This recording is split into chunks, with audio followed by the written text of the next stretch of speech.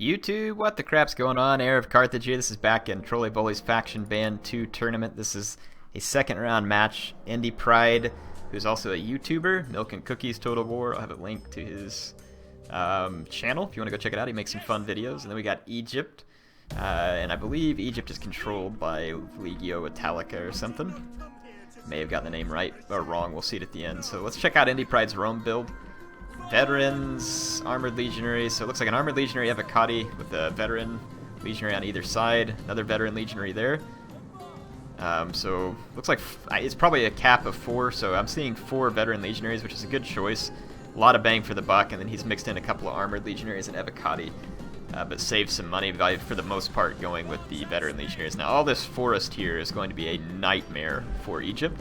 Rome is a nightmare for Egypt as it is, and this is going to be a tough battle for any Egyptian player. Let's see what he's got. Egyptian slingers. You can see a couple of those.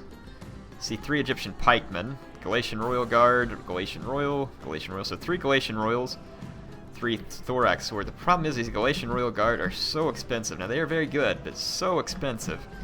And it's going to be a tough trade against these Roman cohorts that are extremely good as well. I see a couple of Levithurios and a couple of Egyptian Cav. Egyptian Cav is decentish if it was cheaper, but since it's not, it's really not that good. Egyptian pikes are just going to be kind of helping probably support the weaker sword units that the Egyptians are fielding. A Carian Axeman general, so the general is going to be a little bit weak for Egypt, but they do have javelins, and it's just basically a cheap place to put your general. Levithurio Spears going to be trying to fend off the Numidian Cav, which is an interesting pick. Could be good against elephants, though, so I like the pick by Indypride. And as you can see, the Romans are very content to just sit in the forest, because the Egyptians are the ones that need to skirmish. So we'll see what happens here. Indypride has advanced into the forest and taken it. And this Numidian Cav, I'll definitely want to keep its distance from the Levithurios. And it looks like that Indypride is managing that so far. This is probably going to be a very short battle. I don't really see how Egypt's going to pull it off, and I'll kind of explain why real quick. You have 8 heavy Roman cohorts here, is what I'm seeing. At least 8. Could be more. The cavalry advantage goes to the Romans. Skirmish advantage, I guess, goes to Egypt, but these guys are not going to do any quick damage to Roman legionaries in the woods. Galatian Royal Guard are very good, but this is the problem. So the Royal Guard are going to lose their charge to the cavalry right here. They're going to get wrecked. Not necessarily a ton of losses on the charge, though Soki Equites do deliver a decent charge. It's just the fact that they're not going to get a charge now against 3 different cohorts that are mobbing them. And this Galatian is also not going to get the world's best charge. The Sobek Cultist is a good idea, but you can't really scare Roman troops off the field unless you have flaming and elephants all combined, and even that gets tricky. So this fight is going to be extremely short and extremely painful for the Egyptian. It's too early and without enough support, so Indypride's going to really just close the deal here, slamming into the flank of the Egyptian, and the Galatian Royal Guard are going to get overwhelmed by extremely heavy, extremely well-armored, high-attack Roman soldiers, who also tend to have very good morale. Sobek cultists were thrown into combat here. It's scaring the Roman units, but since they're winning decisively, it's not enough to cause a rout.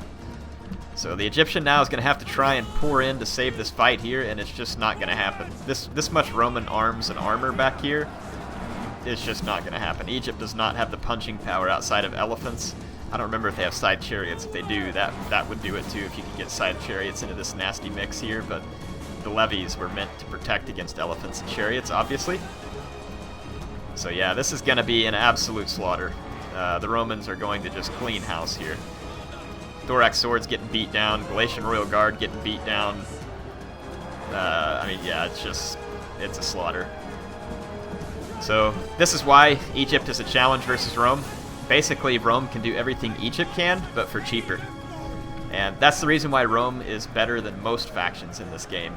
It's because they can do whatever you can do cheaper, or just more cost effectively in general. So their infantry in Rome can be more expensive than some factions, I guess, but for the price you pay, you get so much unit. And these pikes are way too little, way too late. They're not going to be able to do anything here either. Maybe if they had gotten around behind the Roman formation, but even that's hard to do, and pikes are still relatively crappy. And since the swordsmen are losing so badly frontally, there's just not a lot that can be done here. I mean, the pikes spread out like this just aren't going to get any kills either. That's another problem. Pikes are just too derpy. They don't really put a good push. I'm not really sure why the attack stats on pikes got lowered so thoroughly.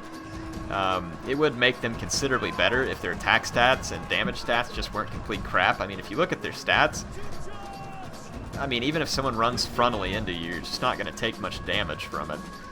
Over here, there is one veteran legionary that's kind of being dealt with by this Galatian Royal Guard, but it's still a nasty fight, and the Galatian Royal Guard's taking a lot of losses. But nice use of the Levithurio spears here. These guys can be handy doing damage into the back of more expensive infantry. Yeah, it is just, for all intents and purposes, this type of grind-out fight, though, is a nightmare for any faction against Rome. You just don't want this. If you get really good, spread-out, wide charges against the Romans on flat terrain, you can do well with, say, like a Sword Follower or a Oath Sworn. But any other unit, and it's just not really happening.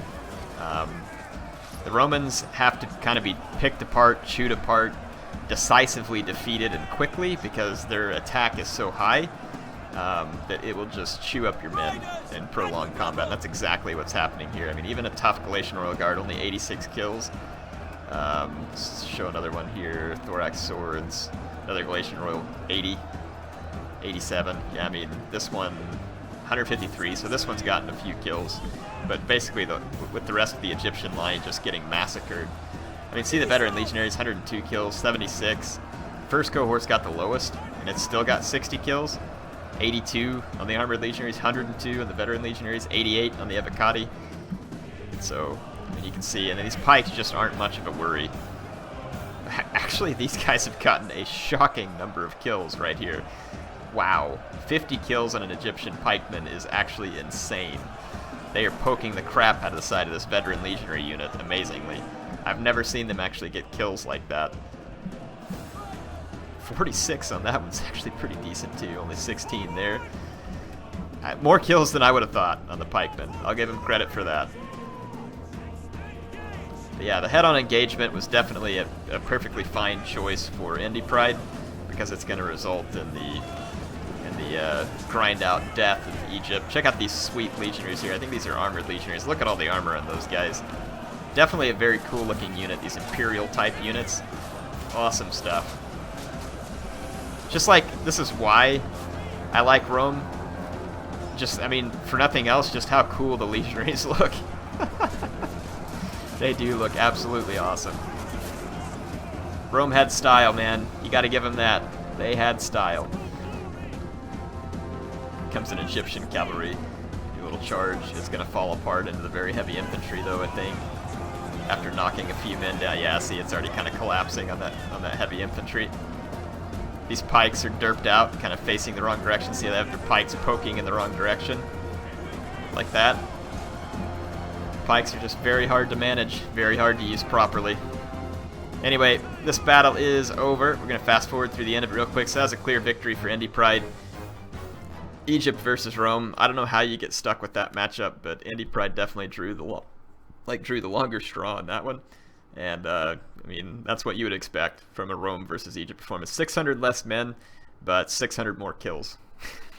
That's pretty much a good summary of Rome versus a faction, or like a successor faction. Hope you all enjoyed this one. HeirofCarthage signing out for now.